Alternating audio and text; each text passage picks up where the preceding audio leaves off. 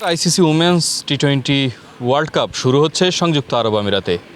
তার আগে বাংলাদেশ দল ওয়ার্ম আপ করে নিচ্ছে কিছুটা। আমরা দেখেছি কিছুদিন আগে শ্রীলঙ্কার বিপক্ষে বাংলাদেশ একটি হার দিয়ে তাদের সংযুক্ত আরব আমিরাত মিশন অর্থাৎ এবারে টি-20 ওয়ার্ল্ড কাপ মিশন শুরু করলেও এবার পাকিস্তানের বিপক্ষে দুর্দান্ত জয় তুলে নিয়েছে নারী টাইগার্সরা। যতীন নেতৃত্বে আজকের দল খেলতে নেমেই শুরুতে ব্যাটিংয়ে 140 রান করে তারা টার্গেট দেয় পাকিস্তান দলকে এবং পাকিস্তান দল সব কয়টি উইকেট হারিয়ে 117 রানে মাঠ ছাড়তে বাধ্য হয়। বলা যায় 23 রানের দারুণ এক জয় তুলে নিল বাংলাদেশ নারী ক্রিকেট দল।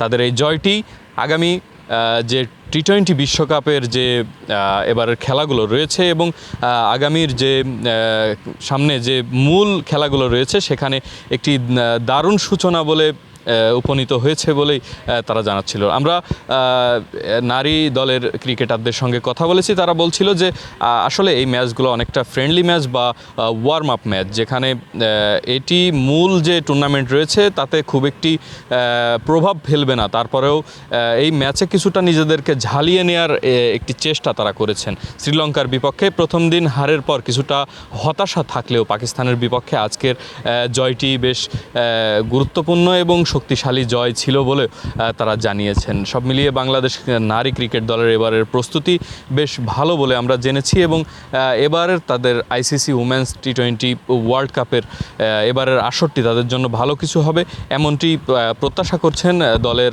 অন্যান্য সতীর্থরা। সংযুক্ত আরব আমিরাতের আইসিসি একাডেমি মাঠ থেকে এস এম সাফায়েত, রূপালী, বাংলাদেশ।